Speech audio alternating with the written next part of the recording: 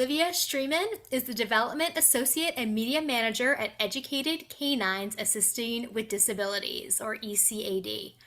Her connection to service dogs became personal when her dad, Bill, diagnosed with Parkinson's 20 years ago, sought the support of a service dog. After successfully fundraising for his journey to a service dog in just 3 months, ECAD offered Olivia the opportunity to join their team, and she's been working with them for over a year. Having witnessed numerous team trainings, including her dad's pairing with Peanut, Olivia has seen the profound impact of the human canine bond and how these specially trained dogs enable people with disabilities to gain greater independence and mobility. Olivia has a bachelor's in Spanish and international relations from the College of the Holy Cross. Thank you so much for being here today, Olivia and Bill, and especially Peanut. Thank you all for having us. We are very excited to be here. And my dad has joined the Flying Solo, and it's his favorite support group that I've thrown him into so far. So, yeah, we're really looking forward to speaking with you all and going over. So, ECAD is located in Connecticut, and that's how I came across them. We're in Brookfield, Connecticut. But I'm going to talk about a little bit just how dogs can help, service dogs in general can help. And I'll talk about different organizations too, if you're not local here, about different tasks and benefits of service dogs for Parkinson's. All right.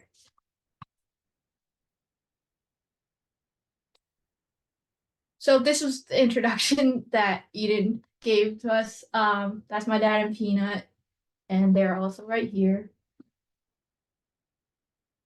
So there are a lot of different benefits of having a service dog when you have Parkinson's. While we were fundraising, actually, my dad answered these questions of like what a service dog means to me. So for him, it means independence, stability, safety, mobility, confidence, and reassurance. On the right, I have different quotes from other Parkinson's patient clients from ECAD. But again, there are a lot of different organizations around the country and internationally that train service dogs that can help people with Parkinson's. So the main aspect I think a lot of people look for when going for a service dog with Parkinson's, when they have Parkinson's, is mobility.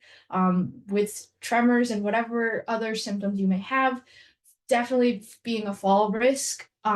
That's what my concern was for my dad, and I know it was for him as well. So here's an overlook of different benefits for Parkinson's patients of having a service dog, and that I broke it down into 3 different categories. So like daily tasks, and those definitely help my dad continue living independently. He does live alone. Balance, and then there are social and emotional aspects. So dogs like Peanut, they go through over 1,500 hours of training. At ECAD in particular, they're bred and raised through ECAD's program. And so training starts at 4 to 5 days, actually. Their eyes aren't even open yet, and we already have puppy nannies going in and starting to socialize them, like massaging their paws, just getting them used to different sounds, textures, everything. And then at about 8 to 10 weeks, they're sent off to their nursery homes, who are incredible volunteers that open up their homes to puppies, and they learn basic training. And they're with them between 6 to 8 months. So they get amazing exposure living with families who have maybe kids or horses or other animals. They get to go on car rides and get a bunch of exposure with them. And then after they're 8 months, so when they're almost a year old, they return to ECAD for their formal training at Academy is what we call it. And that's when they'll learn more advanced tasks. So they know 89 tasks. by the time they're ready to graduate. And so we have a training program called team training, is when the clients, the handlers, it's their turn to be trained. So the dogs know these 89 commands, and then you can obviously string them along differently to create more complicated tasks. So some tasks that dogs like Peanut can do, open the fridge, get the water bottle, bring it to you. A lot of things are retrieval based. But he also, it's awesome, he does laundry. So we just put a grab bar on the laundry door, and then he'll open it, and then he can load and unload the laundry and then bring the basket to you. And so that's some of the basic commands, like obviously sit, stay, heel, but one of the commands is like look, another one is get it. So then you combine them and say like look, get it, and then you point to the phone, and eventually they'll learn phone or med bag or water or get mom, get dad, whoever it may be, for alerting people. Um, and then they also assist. Peanuts knows how to get my dad ready, right? What does he do every morning? Well, before I go to bed at night, I put my clothes in certain places that he can get them. So when after he wakes me up in the morning, we start from get my sock until I get all my clothing and put it on, and we're done. Yeah, so retrieving clothes, and then also he can like tug socks off or anything and help with the command tug. So like these 89 commands, there are a lot, but it's like a million more when you combine them and make it chain commands. Additionally, they are trained for alerting. So if a timer goes off, especially with Parkinson's, my dad's carbidopa levodopa, he's got to have it every 4 hours, and we have a couple of different med bags. But Peanut knows that when the timer goes off, he's got to either get my dad up to go to our hero device to have him take it, or if he's out and about, like right now, my dad's at my house, he knows he's got to go look for the med bag. And then also daily tasks, exercise, right? What do you do for exercise for him?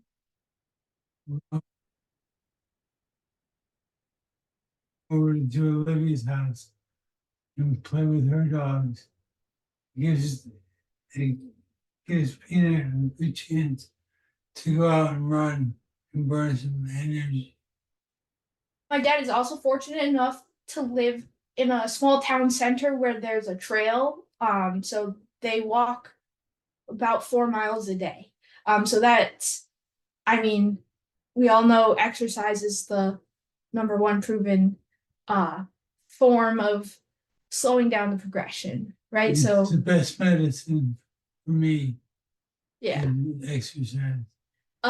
So having a dog, you got to take him out. My dad lives in an apartment too, so it forces him to get up and move and walk him. And we've gotten many compliments already in the 6 months that they've been partnered about my dad's gait and everything. So there was a time where my dad couldn't walk like 10 feet just because of pain and different things, but now he's built up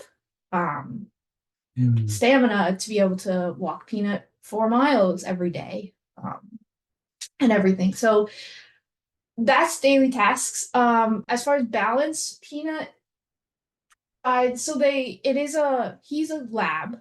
And at ECAD specifically, we breed labs and golden retrievers. They're just bigger dogs. We used to do Great Danes as well, and other programs have different dogs, but for service dogs, not as opposed to emotional support or therapy dogs, it is usually more lab based, lab and goldens. But he has a couple of different harnesses. So he's got his regular ECAD vest, which Peanut, stand. Come on, stand. Now.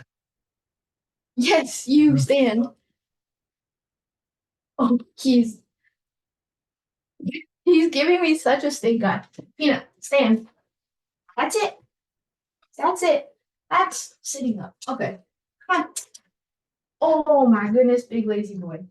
Peanut, stand. So this is just a vest, and it's not a huge like support, but it is something to grab on. So one of the tasks that they know is brace. So if my dad happens to fall or if he needs help to get off the couch or something, he'll tell Peanut to brace and then he can hold on to the handle there or use the back of Peanut to like push himself up off of the ground or whatever it may be. But also we have a balance harness, which is actually a counterbalance harness that Peanut was also trained in. So this is a more intense harness. And it's does what it said what it's named counterbalance. So when my dad's walking, he rather than pushing down because he shouldn't be the service dogs can't be replacements for canes or walking aids, but they can be an addition to. So just because of gravity and Peanut's size and everything. So if my dad is pulling up while walking and he starts to lean, say like to this side, just Peanut's weight itself will just hold just by him standing there. It'll kind of bring him back in. Also there's a pull strap, so if my dad's on the couch, Peanut can come around and he can grab this part and say pull, and then my dad can get up that way as well. Let's see. Okay, and then there are the social and emotional benefits. One of the main reasons why my dad wanted a dog was because he has one of his symptoms of Parkinson's is drooling a lot, and he has speech issues. So he did become pretty isolated and not social. So getting Peanut and getting him walking on the trail that he does, he meets a ton of people now, and now he's comfortable talking about Peanut, like it's an easy topic. And it just helps him get out. And now when he does go out in public, he always has his buddy there. He always has Peanut, and Peanut actually does. So if my dad does drool and he doesn't notice it right away, Peanut will clean it up for him. And that was a big concern for my dad about like going out in public, and social anxiety and everything. But now with Peanut, how do you feel with Peanut by your side? I feel proud to have Mary. Yeah. So here's visuals for the list of things. I'm not sure if you guys can hear my so I've included visuals for each of the tasks that I listed on the page before. So opening doors. This is a dog in training, and they can open those doors, automatic doors, but there's also ways that we put tug paracords on door handles, and then you could just use a chain of commands to have the dog pull the handle down to open the door as well. They also turn lights on and off. Peanut, look up, switch. That's it. That's it. Yes, boy. So we could eventually work to, if my dad's already in bed, Peanut, turn off the light, and then go back to bed. So again, the dogs know all of these commands because their entire lives have been learning the commands, but it's a 2-week training process when the handlers meet the dogs, one, and then it's more about training the handlers and training the people 89 commands and how to make them chain commands and everything. And also they can help alert someone. So if my dad had fallen and I'm in another room, and if my dad couldn't yell to me, you can say, go get Olivia. Where's Olivia? This is an example of go get mom.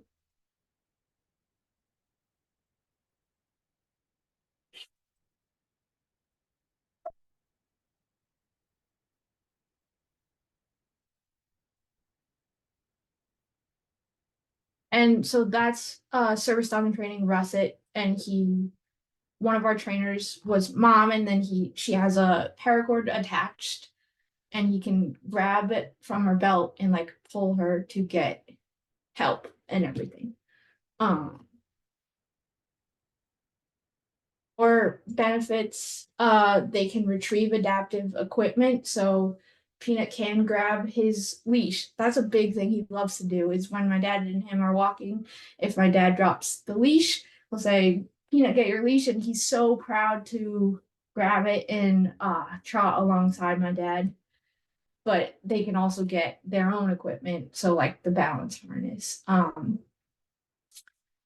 Exercise, like I mentioned, this is my dad and Peanut in my yard playing, and then this is the trail they walk every day. And here's an example of Peanut getting my dad's shoe.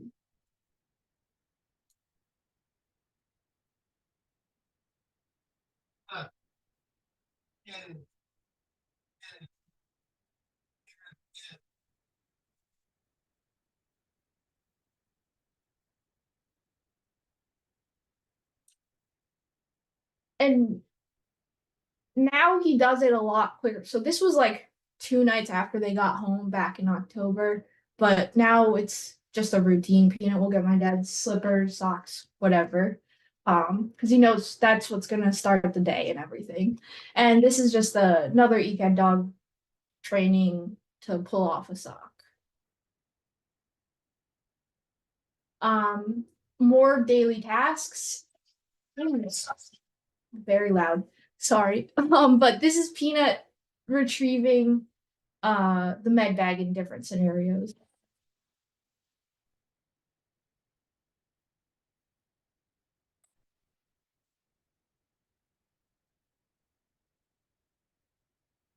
So it's actually become a game now for my dad and Peanut, and they'll go around the apartment building or even in the stores and everything, and just they'll say like, Peanut, where's the med bag? And then he'll go find it in the aisle or whatever and bring it to my dad. Um, so he knows when the alarm sounds, that's when he gets it. But my dad's 4:30 dose is when Peanut also gets fed. So he's very on top of the 4:30 dose, because he'll get my dad to get his medicine and make sure he gets fed.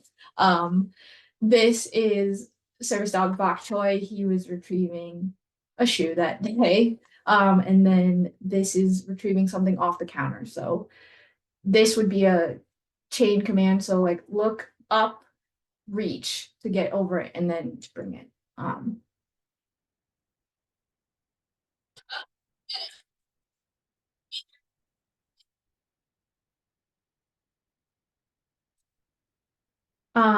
Benefits of service dog for Parkinson's patients. This is balance. Like I mentioned, this is the back counterbalance harness. So see it, my dad's holding it up.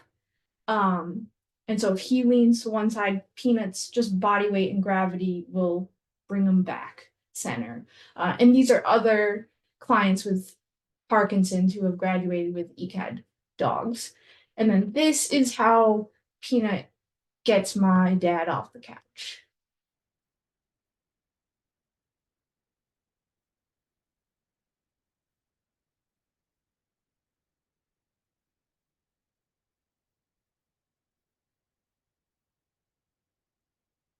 And it is all about kind of like making it a game for them while they're training. So Peanut just turned 2. So you get something, there's a tug rope on there, and it's all about your tone of voice when you're getting them to do something. You gotta act excited, and then they're so happy and they love working. And then they'll do it. And Peanut now can just do it without the tug cord, and he can just grab this part of the handle, or he can just use another like rope or something else and just start tugging to get my dad off of the couch. And then just emotional support.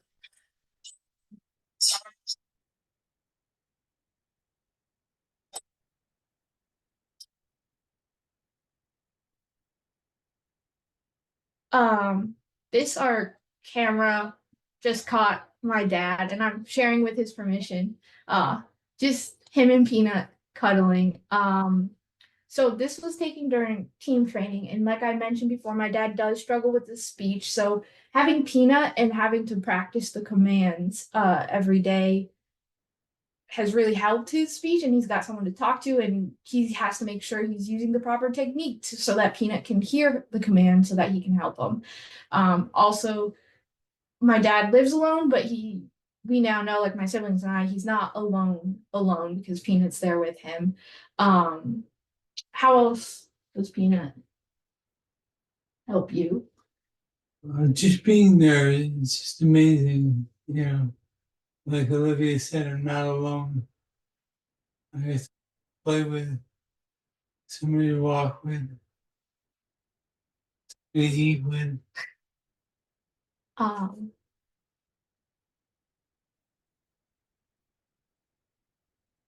and then this is more of a process. This process is specific to ECAD. And this is what team training is. But I did want to mention, like, again, ADI Assistance Dogs International is kind of they set the standard. So if you're an accredited member, it means like you do follow the proper standards, the number of hours of training, that it's humane, safe training for the dogs as well. And in this, it's linked to the ADI website too, so you can find a local organization. And say if you wanted to perhaps train your own dog, there's those options as well. There are different organizations to train for task trained dogs. And so ADI is just, it's an advocacy program too. Service dogs are legally allowed everywhere. There are only two exceptions. It depends, like if someone's in like the ICU or certain religious buildings, they may not be allowed in, but ADI has all of the resources to help you be an advocate for you and your dog in public. So besides having like the vest and that says a service dog and everything, that's a big part of the team training too, is just learning about, you start from the basics, right? You learn about the psychology of a dog's emotions, when what their how their body acts, if they're scared, if they're angry, if they're happy, sad, all of that. And so you go back to the basics, and then it's all about protecting you and your dog in public. But ADI advocates for people with legitimate service dogs to be out in public. Yeah, right? Yeah, we went to a play the other night. Yeah, they went to the local high school show. They've been to plenty of basketball games. We actually went to a couple of women's basketball games. That's fun. But yeah, Peanut goes anywhere my dad goes, Peanut goes now. He's a new favorite child. I go to physical therapy and I bring a towel with me and I put it down. I tell him to go to bed. And he goes and lies down the towel. And he stays there for an hour while I'm getting my physical therapy. Yeah, it is like such small things that we would think like minor, is like his downstay. He can stay at a doctor's appointment. If my dad had to get tests or whatever, he could just stay in the corner of the room, leave the room, whatever, and he wouldn't move, he wouldn't interact with other people. We've been at crowded parties, which before my dad probably would not have attended, just because of his social anxiety and everything. But having Peanut, he's able to join family things again. But Peanut's, it's almost like he's not there, especially like in the car. He's so quiet, you forget he's there, even though he is a 75-pound dog, and he's quite big. But just having him by his side, I already see such a difference in my dad's daily life and his attitude and outlook and everything. And I mean, 6 months is kind of a long time, but in reality, no, because Peanut's trained his whole 2 years with someone else, with different people, and now being paired with my dad, they're still getting into their own routine as well, and still learning things. So, like I said, like Peanut knows how to get water, open the fridge, whatever, but then we'll soon be able to associate things once, like just, oh, get my phone, get Gatorade, get this. Like it's always an evolving process. Like they'll be able to learn and grow together. We work every day on basic command. And he doesn't get a snack without doing something.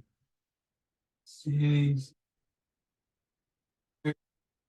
So one of the things my dad did struggle with in the beginning was a consistent feeding period for Peanut. So Peanut was used to getting fed at 7 and 3. And my dad sometimes would go later than that or earlier, whatever. But now Peanut knows when it's dinner time, and if my dad forgets, like with the medicine, he reminds my dad. So he will get his bowl and bring it over to my dad wherever he may be. Even if we were at like another house, because I have dogs too. So if it's 4:30, Peanut will get any bowl and bring it to my dad as a reminder. Which I think if he were any other kind of dog, if my dog did that, she would just bring it to me all day long to be fed. But he knows which alarm, what time of day it is. It's time for his food and my dad's medicine and stuff. But yeah, that's all I have for the presentation, but I'm eager to hear questions and have open conversation. Perfect. If you want to, there you go, take it down, and then this way people can see you guys a little bit better. I do have a bunch of questions. Now, obviously, your dad is solo, so that was the first question someone had: is will service dogs provide for solo people? Yes. Okay. And then along the lines, one kind of said, how far in advance should we apply to get a dog? And then someone said, like, who determines whether a person needs help from a service dog? So with ECAD, it's at least an 18 to 24-month waiting period, depending on if you're able to get the funds, or fundraise, or just be able to meet your commitment. So honestly, we started the process in, I think, 2021. Started thinking about it. So honestly, I don't think it's ever too soon to start thinking about it, applying for it. And then now, even in the past, actually since like summer before my dad got paired with Peanut, he started having more frequent falls and everything. So the timing worked out that very well. But even when we first went and interviewed, my dad was like, I don't need a service dog. Like I don't, like, it would be nice to have a dog, yes, but for companionship, but I don't need him to do anything for me really. And he still doesn't need him to do all the tasks that Peanut is capable of doing. But as you all know, it's a progressive disease and things can change. So honestly, if you are seriously looking into a program, apply now, because many programs have at least 2 to 3 year waiting list. And then people did ask about, like, how much do the dogs cost? Someone who has Parkinson's. Somebody asked if it was like between 35 and 50,000. And then you kind of did some fundraising. Could you talk a little bit about that? Yes. So depending on the I can't speak for other programs necessarily cost, but that is a good range, kind of between 30 and 50. So the actual cost of breeding and then raising a service dog for the first 18 months of their lives before they go off and be paired is almost $100,000 based on food and the 1,500 hours of training. So for ECAD, we do ask for you to fundraise a portion to offset that. So it's a $500 commitment fee, and then we raised 30,000. That's what it is. And it is very daunting. My dad, again, on the interview day, he walked out and was like, "We're not doing this." And I had the opposite way. I was like, "Let's go," because like we're very involved in the town and our community. So I was excited to jump on that. And fortunately, we were able to fundraise in 3 months, which was very fast for the amount of money that it is, and it is daunting. But ECAD does provide a fundraising coach that will help you.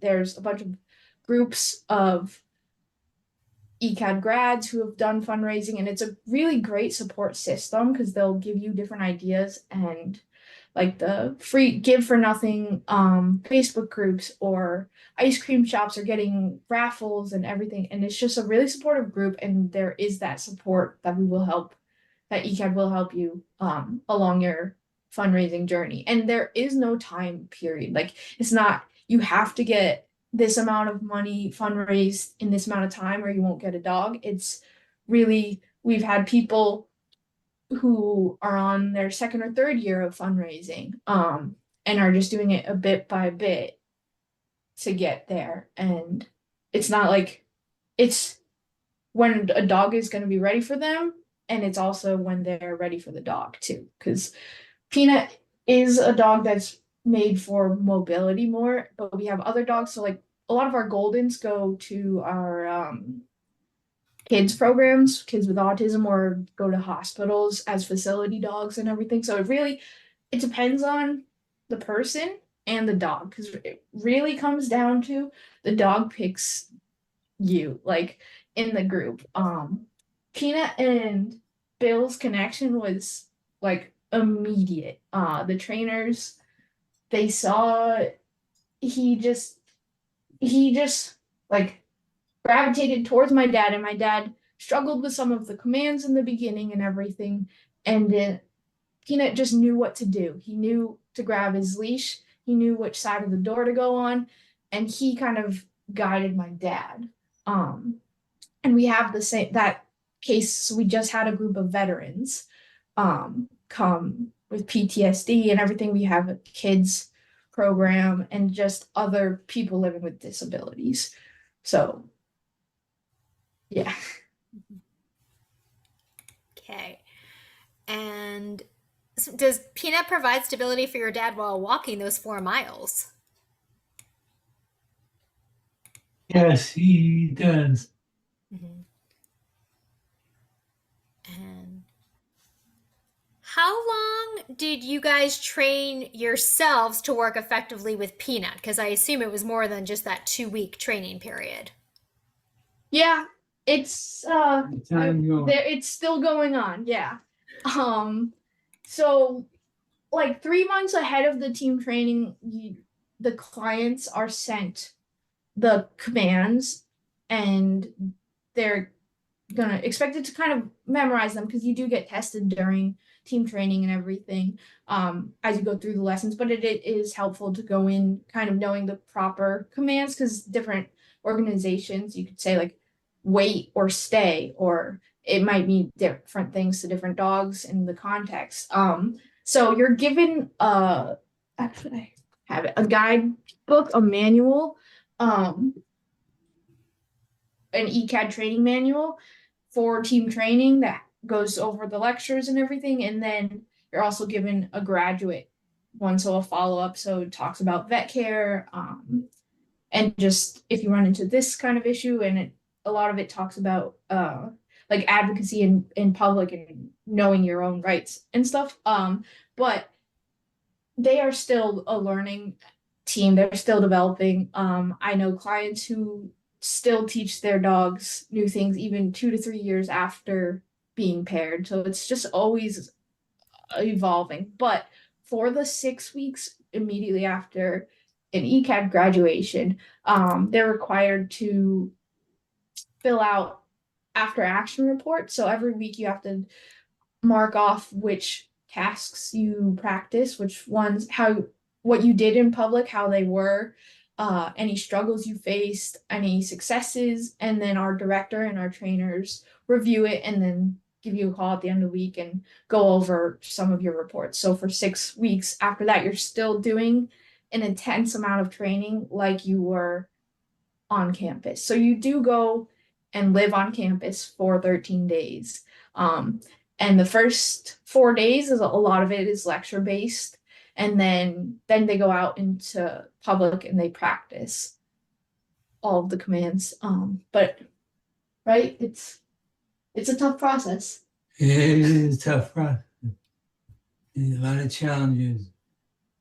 Like some days, even now, you gotta really work with him just to get him motivated. If he doesn't feel like it someday, Nap time now. yeah. And is it possible to train a dog to wake one up from a bad dream? I just saw that on the chat, and yes, I forgot to mention that as so our dogs are trained for nightmare. So they will, if you're making noises, moving, and especially my dad it's like the reverse REM symptom where he acts out his dreams a lot. So yes, the dogs are trained to wake you up, and he is very good at it. So I will like practice and simulate and like move or act very uncomfortable, and Peanut will jump on the bed and make sure you are up. He does it by licking you, and then also he'll stand on you and like nudge. He's very strong too, so he will get you up, which is awesome. And it's mostly we train that for our veterans, but it does help in these cases as well. Who would Peanut get if your dad needed help and no one else was in the home? We have neighbors. Also, he could get my dad's phone. And then if my dad was capable of dialing or something. But we also have, like, I have an Apple Watch on him, a fall bracelet, detection bracelet. We have his med ID, road ID, and everything. But he knows to get someone. He knows because he can open the door, even though it's a handle one. We have the paracords everywhere, so he can open it and get help if needed. If somebody saw him out in the hallway, they'd know something's wrong. If he's out there by himself. And what can you take Peanut in an Uber? Yes, you can. And if you wanted to travel and not take the dog with the family for a short period of time, can the dog be left with a family member or friend for short periods of time? Yes, but anywhere the person goes, the dog is allowed to go. Like, and should go. So like he can fly. My brother lives in California, and so we'll sometime this year make a trip to visit. Another ECAD grad that I am familiar with, like she's gone to Europe multiple times. She's traveled the country, all with tea time by her side. Did the dog also travel internationally? Yeah. So in the graduate handbook too, and on the ADI website, there are different resources for getting like your dog's passport, essentially. Wow. And do you use both voice and hand commands? Yeah, I think so. Because depending on different clients too and their abilities or their limitations, sometimes it is more gesture based, and then other times it's all vocal. And can a dog you already have be certified as a service dog?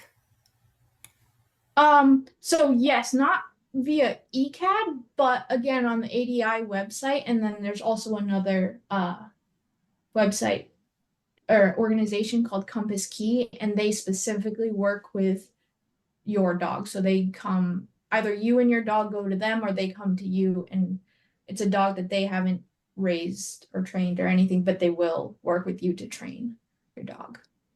Okay, so somebody would be allowed, for example, to train like a pit mix if they had one, or Yeah. yeah. Yep. They just have to be able to practice or to pass like a public access test. And that's what ADI has, the public access test, and that ensures that both the handler and the dog are safe in public and don't cause any harm or anything to anyone else surrounding. So many times my dad will go to restaurants, and because he's hard to see too, Peanut goes right under the table. And a lot of ECAD grads say like the biggest honor is when they come out from restaurants, they're like, we didn't even know you had a dog there. Because they know it's their job to just sit under the table, and they'll stay there as long as they need to. Now there are some folks had put in the chat some other services, and Amanda also put the ECAD website in. Do you have to be a Connecticut resident to go to ECAD? No, you do not. You have to be able to attend the 13-day team training on campus, and then visit up to 5 times over the span of you owning the dog. So the first one would be for your interview, and then for a couple months before team training, you'll go back to ECAD. And so the dogs my dad worked with during his interview were not the dogs, like they were already paired with someone. Like, so the first interview he met a bunch of different dogs, but the second interview, when it was like a couple months before his graduation, is when he actually worked with Peanut, and they started to get an idea of how the dog and the human interact. So if you can make it to Connecticut for the interview, and then team training, and then a couple of follow-ups. So every year for 3 years, you have to return to ECAD to get recertified for public access, that the team is safe to go in public, and everything. But we are flexible and we'll work with you as long as you can get to our campus for training and the interview. Work with you. Now, one thing it kind of sounds like, because you talked about like the 89 commands, that they all kind of get trained the same way. Is there a specific training for Parkinson's patients, or is it almost maybe on the people to sort of say, this is more of what I would need as a Parkinson's patient? Or maybe at one point, like you maybe have ABC needs, but then as the disease progresses, you've got XYZ needs.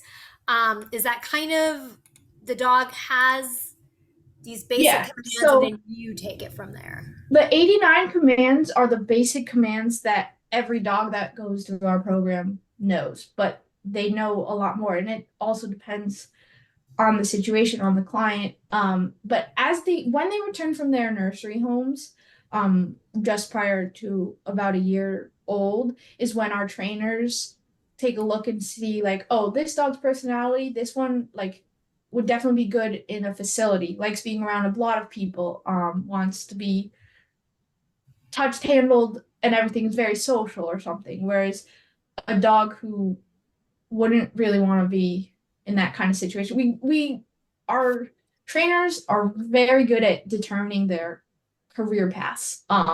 We know which ones are going to be good fit for a balance harness or someone with a wheelchair, in a wheelchair. There are better dogs who we know their personalities are going to be better for a kid, or better for a male or a female or a veteran, or it really depends. But yes, there are more commands that they can learn, and we can, once we determine what the dog is fit for, whether it's service dog, facility dog, or if it's going to be a breeder or whatever, and then we look at which candidates we have coming up, then we will specifically train for them. So another example, we had a veteran this past month. He had a very specific phone alarm. So his dog Lupin, we started training. He started learning the alarm and like the get help from just the basic like iPhone tone. But once it was established like they were going to be a pair and everything, then our trainers changed it to his very specific alarm. Or if someone is dominant right hand or something, or left, like the dog will learn like where to place the water bottle if someone only has or if someone has limitations. And one question that came up, how do you arrange for your dog's future if something happens to you? So it depends on where they are in their um journey together. So Peanut is still technically ECAD's. We don't have ownership over him until after those 3 public access tests, those 3 years of showing that they're a safe team in public and everything. And then if something happens, it depends on the program, depends on the dog. It's happened that dogs have come back if something happens to their owners, and then they will get replaced, or they'll go out to a different home. Or if the dog is already 7 or 8 and kind of heading towards retirement anyways, it could stay with the family. It really is circumstantial. And are other family members trained so that the dog won't transfer its loyalty? So that depends on the person too. So there is an option of having a facilitated team where another member of the family goes through team training as well and learns, and it's also a certified handler for the dog where it'll listen to both. Say if my dad was not able to speak and then I would be able to speak or something. Or we've had, especially when it comes to like the kids, the parents are the primary handlers, but they become a facilitated team as the kid grows up and can speak or handle the dog themselves. It's a case by case thing as well. And you kind of talked about like the trainers sort of know who is good with what, like for example, the balance. Are there breeds appropriate for balance and support while walking versus another type? From my knowledge, I think I would say just labs or goldens. I'm not super well versed in that, but just they are bigger dogs and with their size, and then the history depending on the breeding too, if they're bigger dog stature. Because there are also like we do have a golden who's kind of tiny for the breed, it being so like angelfish, we know she's not going to be a mobility dog. For example, she'll be a great like service dog, medical alert dog, everything, but we just know she's tiny for the harness, so we're not going to put her with a 6-something person who's bigger. And then I got a follow-up question about the maintaining the loyalty, I guess you could say, dog's focus, because I can understand that, like for example, if there were other folks around who are maybe playing with the dog, like do you play with Peanut, or you're like, no, we don't really treat Peanut like that sort of a dog because this is Dad's dog and Peanut kind of has a job too, so like we don't interact with Peanut that way, we're not giving Peanut treats, we're not like, so this way like Peanut's so like joy and loyalty is to your dad, like how does that work? Yeah, that's a great question. So the 2 weeks is just focusing on them as a pair. Even the trainers take a step back too, because the dogs are so used to the trainers. And then for those 6 weeks after, you're not really allowed to introduce the dog to anyone else. Obviously, if like you have other people in the house, they'll meet them, but you can't really touch, interact with them, give them commands. And then also what the dogs are trained with, so when he has his vest on, he knows he's working. Like it's kind of funny too, because if I put a sweater on Peanut, which he doesn't love to begin with, but he'll think it's like a vest, so he'll know he's working. So the dog knows when it needs to be on duty versus off, because when that vest comes off, he's a big dope. He just flops around. He doesn't know his size, and he's a dog. You let him be a dog. So it's a little bit different with me personally, just because I worked there, and so Peanut has seen me, but I'm not a trainer, so I didn't work hands on with him, but I just by working there, I do know the commands and different tasks that the dogs can do or should do. Um, so it's helpful for my dad. I think I can help him with some of the commands if he struggles, but other than that, everyone around us, they kind of know, like, if the vest is on, ignore him. Walking down the path, people move to the side and they wave, but they know he's vested on, he's working. He's working very hard right now, snoozing. But yeah, it's crazy. So one of the family parties we went to, in the whole night he had his vest on, and then as everyone was pretty much gone, we then took it off, and immediately he started sniffing around and just like he was more of a dog. But there were other dogs around too. They would come up, and he was just in his downstay while the other dogs like walked by and were like, "What is wrong with that thing?" And so they know the difference between when they're on duty and not. It's like two different dogs.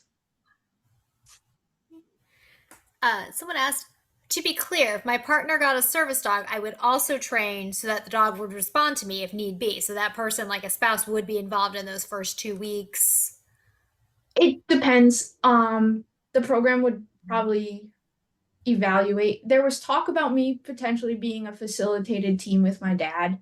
But we've also had clients with Parkinson's where they would be facilitated teams and also not. They're solo ones. So it's depends on the person. And then we had a question, are there different service dog certifications? Because they're currently working to certify a puppy, but wonder if it is the same sort of a training.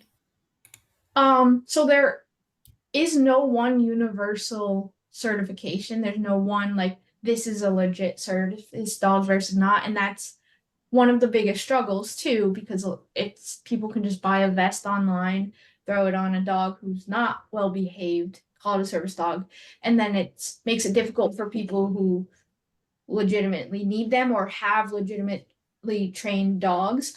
But mostly like, so if someone says like, oh, you have an ID, if you pay for this certification, it really doesn't mean anything, because there's no one universal certified thing, but it does help if an organization is an accredited member of ADI. So ECAD has their own like little ID patches that are specific to ECAD, but it has ADI's information on the back.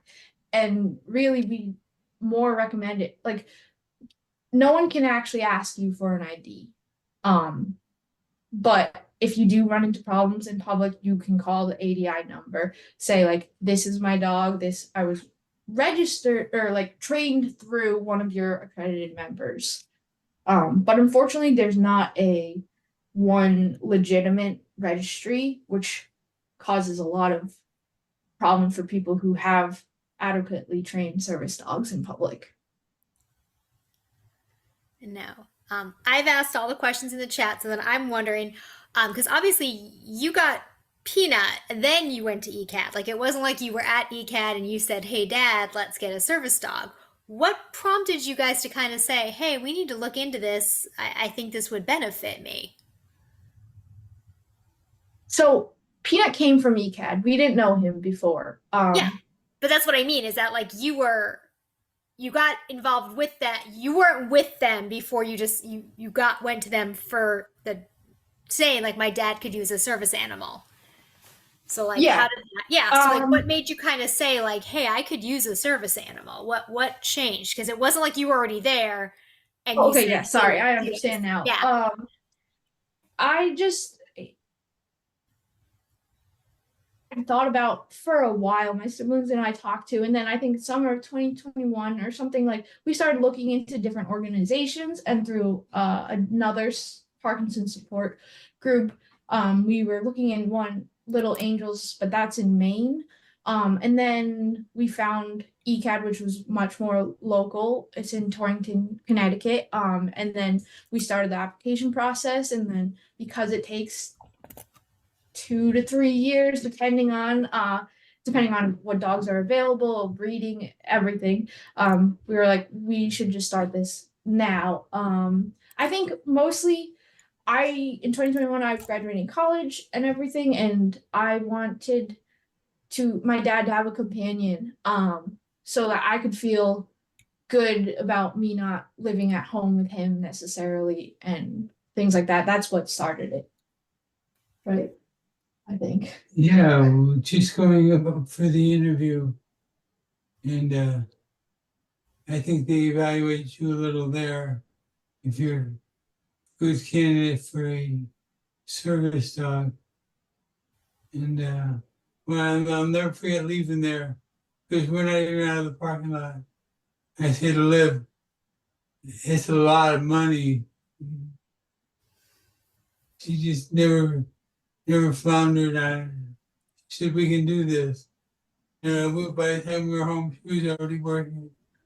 And honestly, it only hit me more so after I started working there. Like, oh my goodness, this is actually a lot of money. And like watching other people's journeys, because I was just so excited to like start a campaign for him and reach out to everyone I know. And it was just truly overwhelming, all of the support that we got. And so also guiding other people along their journeys, it really did humble me. And I was like, wow, that was actually a lot of money. And I kind of understand my dad's panic at the beginning, but in the same way, it's kind of good that wasn't I wasn't fearful of that in the beginning. I was just like, let's go get it, because I think if I had a better concept at that time, I would also be dragged down and we wouldn't have Peanut.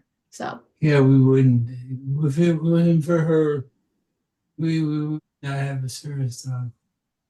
Which she put her nose to the grind and worked hard. And 3 months later, we were going back for training. no, not 3 months later. A year later, we went back for training. So that's another thing. You have to reach a certain percent of the commitment to be put on the wait list for training. And so we have about 4 training sessions a year, and that's 4 to 5 people in them. So it's a lot of demand and not a ton of supply. Well, this was incredible. As I'm watching the videos of all the dogs, I'm thinking, see, normally I don't get to see all this in NLO. So this is now my favorite NLO ever just because of the dogs. Yes. But thank you so much for sharing your story, sharing all this information with us. This video will be available, but I also do encourage everyone to save their chat. There's a lot of really good information in the chat. If you click on the 3 dots, it'll say more, and you can save your chat. That'll save to your files, and that will provide all the great websites and everything that was put in the chat. Olivia, Bill, and Peanut, thank you so much. As always, we have our wave of gratitude here at PMD Alliance. Thank you, and thanks everyone for joining us today. Have a great day. Right. Thank you all. Bye.